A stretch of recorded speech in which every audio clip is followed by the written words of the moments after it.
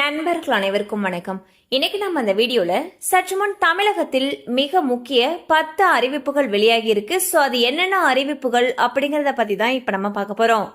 வீடியோக்குள்ள போறதுக்கு முன்னாடி இது வரைக்கும் நீங்க நம்ம சேனல்ல சப்ஸ்கிரைப் பண்ணலனா உடனே சப்ஸ்கிரைப் பண்ணிருங்க. அப்படியே பக்கத்துல இருக்கக்கூடிய பெல் பட்டனையும் கிளிக் பண்ணிருங்க. அப்பதான் நாங்க போடக்கூடிய அனைத்து பயனுள்ள தகவல்களும் உங்களுக்கு கரெக்ட் டைம்க்கு ரீச் ஆகும். இப்ப வாங்க வீடியோக்குள்ள போலாம். பள்ளிகள் திறப்பை ஜூன் 4ஆம் தேதிக்கு தள்ளி வைத்து தமிழக அரசு உத்தரவிட்டுள்ளது.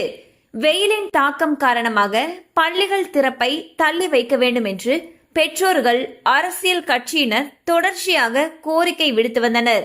இந்நிலையில் இந்த அறிவிப்பு தற்பொழுது வெளியாகியுள்ளது.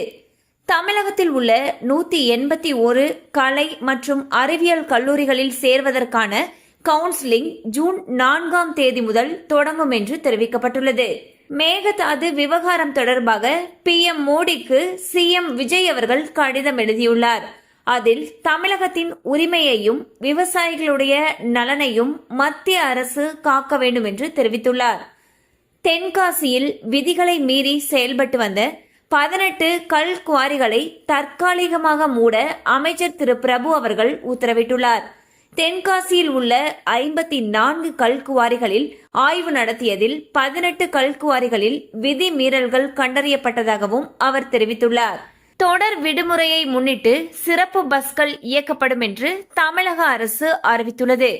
பக்ரீத் பண்டிகை, முகூர்த்த நாள் மற்றும் பள்ளிகள் திறப்பையொட்டி மே 31ஆம் தேதி வரை சிறப்பு பேருந்துகள் இயக்கப்படும் என்று போக்குவரத்து துறை கூறியுள்ளது.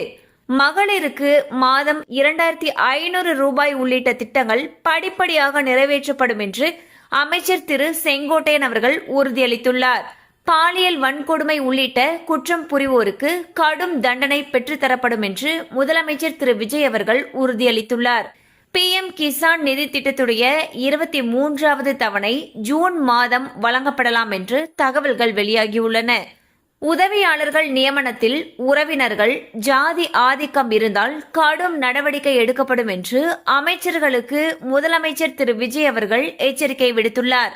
அமைச்சர்களுடைய அலுவலகங்களில் உதவியாளர், இளநிலை உதவியாளர், வாகன ஓட்டுநர், போலீசார் உள்ளிட்ட 400க்கும் மேற்பட்ட நியமனங்கள் செய்யப்படுகின்றன. அமெரிக்கா, ஈரான் இடையிலான பதற்றம் தணிந்து வருவதால் கச்சா எண்ணெயுடைய விலையானது 5% குறைந்துள்ளது. புதிய திரைப்படம் வெளியாகி 7 நாட்களுக்கு தினசரி 5 காட்சிகள் திரையிட அனுமதி அளித்து முதலமைச்சர் திரு விஜய் அவர்கள் உத்தரவிட்டுள்ளார். கண்டிப்பா இந்த அப்டேட்ஸ் உங்களுக்கு பயனுள்ளதா இருந்திருக்கும் நம்புறோம். மேலும் இது போல அப்டேட்ஸ் உங்களை உடனே ரீச் ஆகணும்னு நினைச்சீங்கன்னா நம்ம சேனலோடு தொடர்ந்து இணைந்திருங்கள். தேங்க்யூ ஃபார் வாட்சிங்.